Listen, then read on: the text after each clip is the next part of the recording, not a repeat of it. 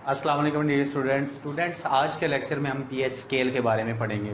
तो pH scale का आगाज़ करने से पहले मैं आपको बताता चलूँ कि ये एक साइंटिस्ट थे, उन्होंने बनाया था पीएच स्केल और ये किस काम आता है सबसे पहले हमें ये समझना चाहिए।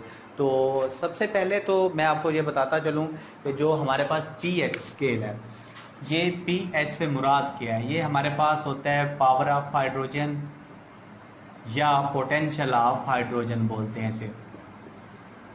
एक्चुअली ये किसको शो करता है? कंसंट्रेशन ऑफ हाइड्रोजन आयन को शो करेगा। पीएच स्केल की मदद से हम डिफरेंट जो हमारे पास दो जो कंपाउंड हम पढ़ते आ रहे हैं कि बेसिक और एसिडिक, ये किसी भी सब्सटेंस की एसिडिक और बेसिक नेचर को फाइंड आउट करने के लिए हम इस्तेमाल कर सकते हैं। फिर इसका ये है कि हम डिफरेंट मेडिसिन इंडस्ट्री में वहाँ पे भी इसका यूज़ होता है कि आया कि किस बेस पे मेडिसिन को तैयार किया जाए, एसिडिक बेस पे या फिर बेसिक बेस पे। तो इसकी काफ़ी सारी एप्लीकेशंस है हमारी डेली लाइफ में, और इसका जो सबसे इम्पोर्टेंट यूज़ है वो यही है कि एक बेस और एसिड के जो एक वैल्यू आएगी उसमें हम अंदाज़ा लगा सकेंगे कि पहले हम यही डिस्कस करते आए कि हमारे पास कुछ फ्रूट्स आए थे, कुछ सोर्सेज आए थे, उनमें एसिड और बेसिस वगैरह पाई जाती हैं। लेकिन एक चीज़ की हमने एसिडिटी और अल्कलिनिटी को चेक करना है कि वो क्या एसिडिक है या बेसिक है, या कितनी एसिडिक है और कितनी बेसिक है। तो वो स्केल बनाएंगे, उस स्केल की मदद से हम बता सकेंगे कि एक चीज़ हमारे पास ये इतनी बेसिक है, इतनी एसिडिक हो सकती है। तो आइए लेक्चर का आगाज़ करते हैं। सबसे पहले हम देखते हैं कि वाटर को वो एज अ स्टैंडर्ड लेते हैं हाइड्रोजन आयंस के सोर्स के तौर पर, कि हाइड्रोजन आयन वाटर में से इजीली मिल सकते हैं हमें। तो जो वाटर है ये क्या है, ये इसकी ऑटो आयोनाइजेशन होती है और ये एक वीक इलेक्ट्रोलाइट है, और इसकी आयोनाइजेशन इतनी ज़्यादा नहीं होती जितने दूसरे कंपाउंड्स की हो सकती है। ये हमारे पास बहुत कम आयोनाइज होता है और सेल्फ आयोनाइजेशन और ऑटो आयोनाइजेशन के जरिए से इसकी आयोनाइजेशन होती है। अब देखें, सबसे पहले हम क्या करेंगे कि इसका इक्विलिब्रियम कांस्टेंट निकालेंगे, फिर क्या करेंगे इसका जो आयनिक प्रोडक्ट कांस्टेंट वाटर का निकाल के हम पीएच स्केल की वैल्यू को फाइंड आउट करेंगे। तो सबसे पहले देखें हमारे पास इसकी केसी वैल्यू अगर हमने निकालनी है तो वो क्या होती है, product over reactant, product over reactant जी। तो प्रोडक्ट इस केस में हमारे पास हाइड्रोजन आयन है और हमारे पास हाइड्रोक्सल आयन है। यानी कि जब वाटर की डिसोसिएशन होनी है, वाटर ने जब टूटना है तो किस में टूटेगा, हाइड्रोजन आयन और हाइड्रोक्सल आयन में।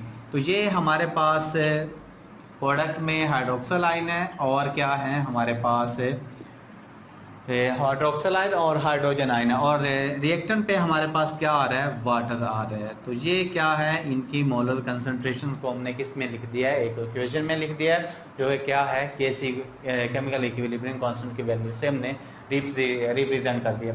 अब देखें इस कांस्टेंट को हम चेंज करेंगे के डब्ल्यू में। के डब्ल्यू हमारे पास होता है आयनिक प्रोडक्ट कांस्टेंट, जो कि किसका है, वाटर का। अब इसको अगर हम यहाँ पे के सी को किस में चेंज कर दिया हमने, के डब्ल्यू में, तो यहाँ पे हम क्या लिखेंगे, वाटर की एक होल अमाउंट लिख देंगे क्योंकि इसकी अमाउंट के चेंज नहीं होती। तो इसकी जगह हम क्या लिखेंगे, वाटर की इस अमाउंट को लिख देंगे, और ये बराबर किसकी होती है हमारे पास, ये वाला प्रोडक्ट जो हमारे पास बना है हाइड्रोजन आयन की कंसंट्रेशन, मोलर कंसंट्रेशन, और हाइड्रोक्सल आयन की मोलर कंसंट्रेशन के। अब देखें किसी भी लम्हे में आप जाके देखेंगे तो ये वाले जो कंसंट्रेशन है हाइड्रोजन आयन और हाइड्रोक्सल आयन की, ये बराबर होती हैं। हाइड्रोजन आयन और हाइड्रोक्सल आयन क्या होगा, इनकी जो कंसंट्रेशन है ये हमारे पास क्या आ जाती है, इक्वल आ जाती है। जब इक्वल आएगी तो हम हाइड्रोक्सल आयन की जगह हम हाइड्रोजन आयन को भी लिख सकते हैं। यानी कि जब कंसंट्रेशन इक्वल है तो क्या करेंगे, हम इस हाइड्रोक्सल की जगह भी क्या लिख देंगे, हाइड्रोजन आयन लिख देंगे, और ये एक हाइड्रोजन आयन जे और एक हम क्या करेंगे, इसको भी ऐसे रिप्रेजेंट कर देंगे। तो ये क्या बन जाएगा, ये हाइड्रोजन स्केल बन जाएगा, हाइड्रोजन स्केल। जी, तो ये हमारे पास हाइड्रोजन स्केयर बन जाता है, जो कि हमारे पास के जो कि वाटर की वैल्यू आ जाती है, जो कि आयनिक बॉर्डर कांस्टेंट है। अब देखें हमारे पास जब हम इनकी वैल्यू देखेंगे तो वो हमारे पास आएगी 20 डिग्री सेंटीग्रेड पे, यानी कि ये सारी डिसोसिएशन, ये सारी ब्रेकडाउन जो वाटर की हो रही है, ये नॉर्मल जो हमारा टेम्परेचर होता है उस पे हो रही है, और वो कितने 25 डिग्री सेंटीग्रेड। और इसमें जो कंसनट्रेशन हमारी आई है वो आई है 1.10 रेज टू द पावर -14, ये हमारे पास इसकी कंसनट्रेशन आ जाती है। अब हमने क्या करना है, यानी कि जब हाइड्रोजन और हाइड्रोक्सल ये दोनों इक्वल हैं, तो ये इसके लिए हाइड्रोक्सल के लिए भी हमारी ये मैग्नीट्यूड आएगी। अब हम क्या करेंगे, किसी एक के लिए क्या कर लेंगे, इसे सॉल्व कर लेंगे।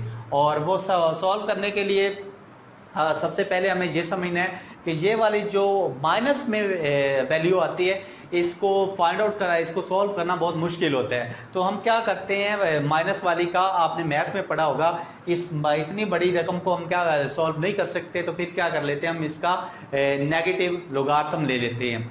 तो वो क्या करेगा, इस वैल्यू को सॉल्व आउट करने में बहुत मुआवन साबित होगा। अब हम क्या करते हैं, इसका नेगेटिव लोगारिथम लेते हैं। तो एक तरफ तो हमारे पास ये आया है हाइड्रोजन आयन, जो कि किस में है, ये अब स्केयर हो गया था इसका, और ये इक्वल आ गया था हमारे पास 1.0 × 10 raise to the power.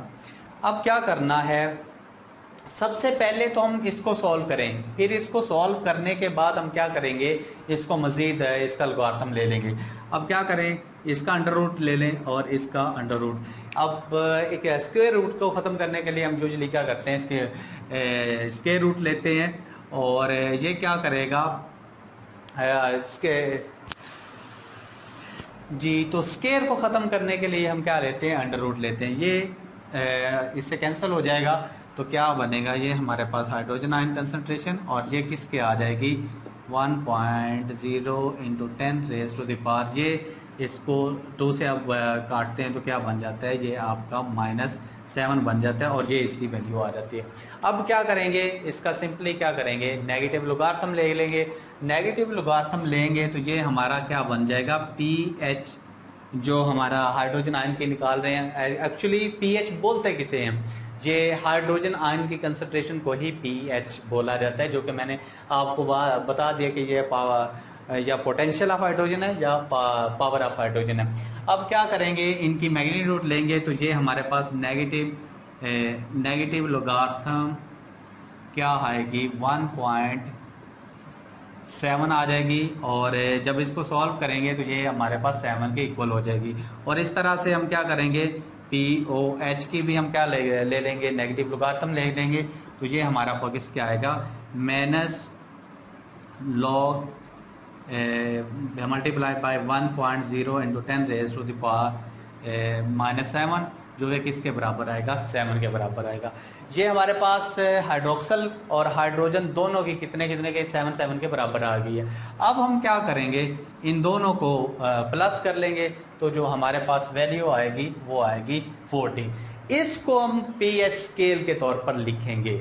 Hydrogen और हाइड्रोक्सल दोनों की आ गई हैं, तो इनको हम प्लस कर लेंगे, तो ये हमारे पास क्या हो जाएगा, एक स्केल बन जाएगा। अब देखिए, इस 40 को हम क्या करेंगे, 14 को एक स्केल के तौर पर हम क्या करेंगे, रिप्रेजेंट करेंगे, यानी कि इसका एक स्केल बनाएंगे, जैसे कि आपके पास यूजुअली स्केल होते हैं जो आप यूज़ करते हैं क्लासेस वगैरह में भी। देखें, ये यहाँ से 0 से लेकर 14 तक का एक क्या बन गया है, एक स्केल बन गया है। अब देखें, इसमें जो आपका एसिडिक कैरेक्टर होगा वो 0 से लेकर 7 तक, दरमियान में जो मिड पॉइंट होगा उसको 7 का नाम दे देंगे। अब देखिए, 7 से 0 से लेकर 1 2 3 4 5 6 और ये हो गया 7। 0 से लेकर 1 तक जैसे ही आप राइट साइड पे जाएंगे, आप जो एसिडिक कैरेक्टर है ये क्या करेगा, ये डिक्रीज होगा, यानी कि एसिडिटी क्या होगी, डिक्रीज होगी। अगर आप लेफ्ट से राइट जाते हैं या 0 से 7 की तरफ आप मूव करते हैं या 14 की तरफ आप मूव करते हैं तो क्या हो रही है, आपका जो एसिडिक कैरेक्टर है ये डिक्रीज हो रहा है। और बिल्कुल इस तरह 8, 9, 10, 11, 12 और ये आपका 13 और 14, इस तरह आप जैसे ही 7 पे आएंगे तो 7 क्या है, ये है न्यूट्रल पॉइंट जी। तो ये न्यूट्रल पॉइंट है। अब देखें आपकी जो एसिडिटी है ये 0 से लेकर, यानी जिसकी 1 है 0 से लेकर 7 तक की, ये क्या हो रही है, कम हो रही है। यानी जैसे ही हम लेफ्ट साइड पे मूव करते हैं एसिडिटी बढ़ती है, एसिडिटी इंक्रीज। लेकिन जैसे राइट साइड पे जाते हैं क्या होती है, इससे आप अंदाजा लगा जिसकी 0 होगी उसकी सबसे ज्यादा एसिडिटी है, 1 की उससे कम, 2 की उससे कम, और इस तरह से ये कम होती जाती है।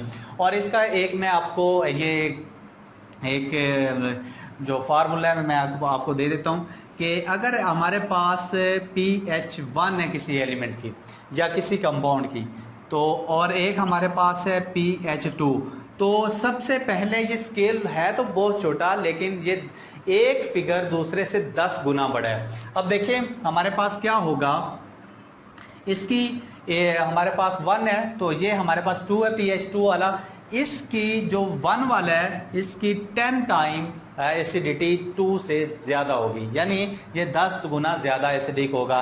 इस तरह से pH 3, pH 4, ये स्केल को हम यूज़ कर रहे हैं। अब देखें pH जो 3 वाला होगा ये 100 गुना कम एसिडिक होगा, यानी कि जो एसिडिक करैक्टर है वो 0 से लेकर 7 तक क्या हो रहा है, डिक्रीज हो रहा है। और बिल्कुल इसी तरह ये जो आपका जो बेसिक करैक्टर होता है, जो अल्केनिटी होती है, ये बिल्कुल इसका उल्ट होती है। ये क्या होगा, ये 8 से लेकर ये क्या होगा जो 14 तक ये क्या होगा, ये इंक्रीज होगा।